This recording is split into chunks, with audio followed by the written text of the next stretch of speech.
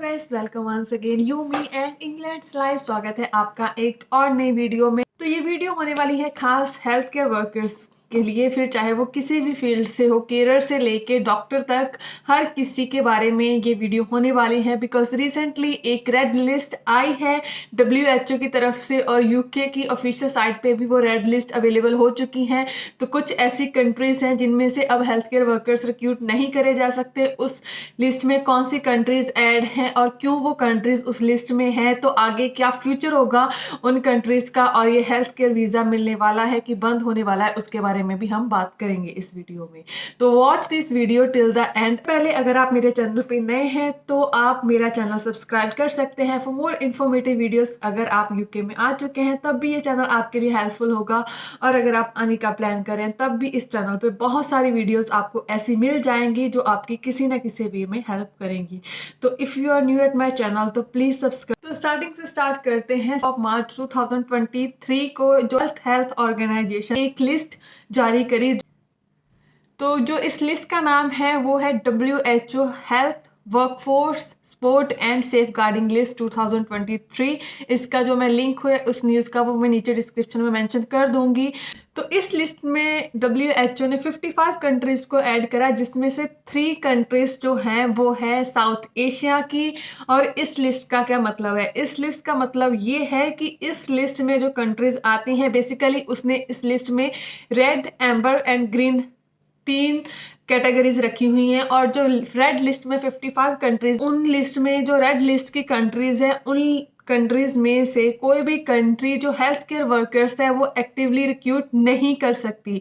अब इसका रीज़न क्या है? WHO ने इसका रीज़न ये दिया है कि इन कंट्रीज में जो यहाँ पे जो रेशो है हेल्थ केयर वर्कर्स की, वो 10,000 पर्सन के लिए जस्ट 49 पर्सन अवेलेबल है फॉर हेल्थ केयर सर्विसेज। तो इसमें हेल्थ केयर सर्विसेज में पर्टिकुलरली कोई ऐसे डॉक्टर्स मेंशन नहीं करे गए। उन्होंने हर किसी को इसमें मेंशन करा है, doctor, nurse, health care worker कोई भी हो। अगर 10,000 बंदे हैं तो उसके लिए 49 बंदे ही उनकी हेल्थ केयर के लिए अवेलेबल है उस कंट्री में। तो उनका मानना ये है कि बिकॉज ऑफ इन कंट्रीज में ऑलरेडी स्टाफ की शॉर्टेज है, इसी कारण इन कंट्रीज में से आप कोई और country health care worker recruits नहीं कर सकती एक्टिवली। तो ये रीज़न दिया है बेसिकली।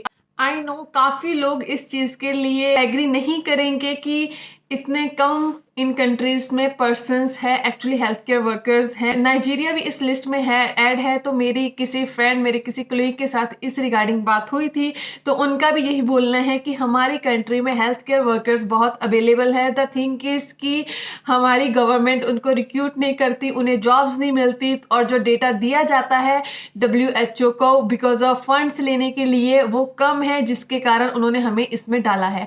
ये तो एक अलग डिस्कशन का मैटर है, इसमें हम ज़्यादा अंदर तक नहीं जाएंगे। हम तो मेनली ये बात करेंगे कि इसका क्या इफेक्ट होगा यूके के वीज़ाज पे, अगर आप हेल्थ केयर वीज़ा पे यहाँ पे आने वाले हैं। अब इसमें कंट्रीज आ कौन सी रही हैं जो हमारे लिए इम्पॉर्टेंट है जानना। वैसे तो इसमें काफ़ी और कंट्रीज ऐड है, अफ्रीका की या फिर की भी एक कंट्री ऐड है, बट जो हमारे लिए इम्पोर्टेंट है 3 ऐसी कंट्रीज जो कि साउथ एशिया में है, उनमें है पाकिस्तान, बांग्लादेश एंड अफगानिस्तान। तो ये जो 3 कंट्रीज है वो रेड लिस्ट में है। तो अब क्या इफेक्ट होगा WHO की इस लिस्ट का यूके में? ये जो लिस्ट है वो हर 3 साल के बाद अपडेट होती है। तो जो पहली लिस्ट थी वो 2020 में ऑलरेडी ऐड करी हुई थी, जिसमें 49 कंट्रीज थी। अभी 6 और नई कंट्रीज इसमें ऐड करी गई हैं। तो ये जो लिस्ट पब्लिश हुई उसके बाद जहाँ पे जो गार्डियन साइट है, उन्होंने एक यहाँ पे रिपोर्ट पब्लिश करी, जिसमें उन्होंने मेंशन करा कि जो यूके में इस टाइम पे जो हेल्थ केयर वर्कर रिक्रूट करे जाते हैं, उनमें से मोस्टली जो हेल्थ केयर वर्कर रिक्रूट करे जाते हैं रेड लिस्ट कंट्रीज में से करे जाते हैं यूके में। तो जिसके कारण अब यूके की जो ऑफिशियल गवर्नमेंट वेबसाइट है, उन्होंने भी अपना जो कोड ऑफ प्रैक्टिस है हेल्थ केयर वर्कर्स के लिए स्पेशली, उसे चेंज करा है, और उन्होंने भी इस लिस्ट के अकॉर्डिंग उसमें अमेंडमेंट्स करी हैं। अब बात करते हैं कि जो यूके का कोड ऑफ प्रैक्टिस है उसमें क्या मेंशन है। तो ये जो कोड ऑफ प्रैक्टिस है वो 23 मार्च को इसको अपडेट करा गया है यूके में। तो इसमें मेंशन है कि जो रेड लिस्ट कंट्रीज है उनमें से कोई एजेंसी, कोई भी ऑर्गेनाइजेशन जो एक्टिवली रिक्रूटमेंट नहीं कर सकती। अब अगर कोई कर रही है तो उन्हें बंद करना। पर यहाँ पे उन्होंने एक चीज मेंशन करी है कि अगर in case government to government उनका एक्ट है रिक्रूटमेंट का, देन वो इसको थोड़ा सा इसमें ढील कर सकते हैं। जैसे कि हमारे साथ में जो साउथ एशिया की एक कंट्री है नेपाल, जो कि एम्बर लिस्ट में आता है, उसका गवर्नमेंट टू गवर्नमेंट एक ऑलरेडी कॉन्ट्रैक्ट साइन है जिसके थ्रू उनमें जो रिक्रूटमेंट है वो स्टिल हो। तो ये तो बात हुई जो इसकी कोड ऑफ प्रैक्टिस में यूके की ऑफिशियल साइट पे मेंशन है। अब कुछ लोगों का इसमें ये भी मानना है कि ये जो एक्टिव रिक्रूटमेंट है उसका मीनिंग ये होता है कि जब यहाँ की एजेंसीज वहाँ पे जाके कोई प्लेसमेंट ड्राइव या फिर कोई रिक्रूटमेंट ड्राइव चलाए, उसी में एक्टिव जो रिक्रूटमेंट है वो आती है। बट अगर आप, कुछ लोग का ये मानना है कि अगर आप खुद अप्रोच करते हैं किसी कंपनी को और कंपनी आपको सिलेक्ट करती है तो वो एक्टिव रिक्रूटमेंट में नहीं आता। ये तो थोड़े दिन के बाद ही पता चलेगा कि इसमें क्या रिजल्ट आते हैं। जो लोग इन कंट्री से वीज़ा अप्लाई करते हैं, क्या उनके वीज़ा एक्सेप्ट होते हैं कि रिजेक्ट होते हैं, वो बाद की डिस्कशन की बात है। बट फिलहाल के लिए अपडेट यही है कि यूके की ऑफिशियल साइट पे ये मेंशन है कि आप इन जो कंट्री से रिक्रूटमेंट नहीं कर सकते फिलहाल के लिए।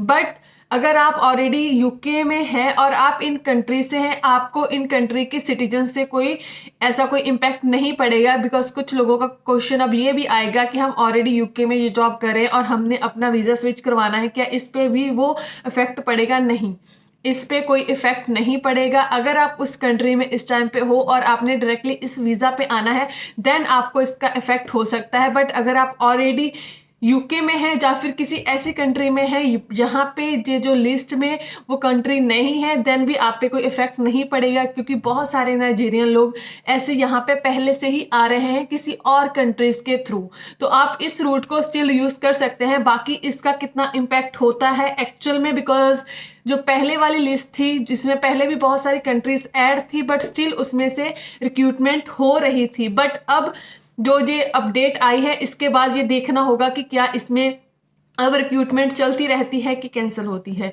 तो ये तो बात हुई रेड लिस्ट कंट्रीज की। अब मैं बात करूंगी नॉर्मली हेल्थ केयर वीज़ा की। तो गाइस, हेल्थ केयर वीज़ा फिलहाल के लिए कोई बंद नहीं हो रहा। अगर कोई भी अनाउंसमेंट आती है तो वो सबसे पहले ऑफिशियल वेबसाइट पे ही आती है। जैसे अब ये रेड लिस्ट कंट्रीज की जो अपडेट है ये भी यूके की ऑफिशियल गवर्नमेंट साइट पे आ रही है, इसी कारण इस पे बात होनी स्टार्ट हुई है। जब तक ऑफिशियली गवर्नमेंट इसके बारे में कोई अपडेट नहीं देती, कोई भी आपको ये नहीं बोल सकता कि जो यूके का वीज़ा है वो बंद होने वाला है। लोग यहाँ पे जो एजेंट्स है, कंसल्टेंट्स है, लोगों के जो कंसल्टेंट्स के थ्रू लोग आते हैं उनको काफ़ी जो एजेंट्स है वो गुमराह करते हैं। काफ़ी लोगों का मुझे मैसेज भी आता है कि हमारा एजेंट बोल रहा है कि आप जल्दी से जल्दी ये वीज़ा अप्लाई कर दें, अदरवाइज अगले मंथ में ये वीज़ा बंद हो जाएगा।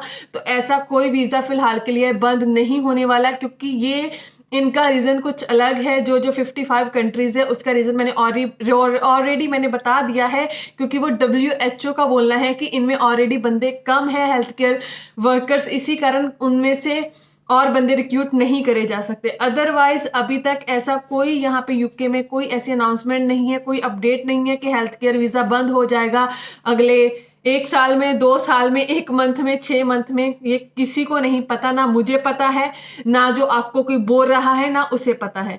लोग जस्ट अपने अंदाजे लगाते हैं कि हाँ इस फील्ड में अब वीज़ा ज़्यादा लग रहे हैं तो हो सकता है कि इस फील्ड को अब बंद कर दिया जाएगा। तो ये जो वीज़ा है, स्किल वर्कर वीज़ा है, वो सालों से चल रहा है। अब लोगों ने इसको रॉन्ग वे में यूज करना स्टार्ट कर दिया है, पैसे लेके लोग वीज़ा लगवा रहे हैं ऐसे वैसे। अदरवाइज ये वीज़ा बहुत टाइम से चल रहा है यूके में, जो कोई नया वीज़ा नहीं है। तो जब तक कोई ऑफिशियल अनाउंसमेंट नहीं होती तब तक ये वीज़ा चल रहा है। और फिलहाल कोई भी ऑफिशियल अनाउंसमेंट नहीं हुई है, तो आप किसी की बातों सुनने से पहले या मानने से पहले एक बार खुद, अगर आपको किसी चीज़ का डाउट होता है तो जो ऑफिशियल गवर्नमेंट वेबसाइट होती है आप उस पर जाके हर चीज़ खुद क्रॉस चेक कर सकते हो, रेदर देन कि अगर आपका कंसल्टेंट आपको कुछ बोल रहा है उसे जस्ट मानने की जगह आप खुद अपनी रिसर्च करें गाइस। तो ये थी आज की video regarding to this topic. तो इसके अलावा आप मुझे इंस्टाग्राम पे फॉलो कर सकते हैं एंड आप मेरा फेसबुक का ग्रुप भी ज्वाइन कर सकते हैं for better communicate with other people. तो इन दोनों का जो लिंक है वो मैंने डिस्क्रिप्शन में मेंशन करा हुआ है। तो उसके अलावा ये जो न्यूज़ है उसका जो लिंक है वो भी आपको डिस्क्रिप्शन में मिल जाएगा, अगर आपने खुद इसके बारे में ज़्यादा रीड करना है। तो follow for more videos and keep subscribing guys, bye.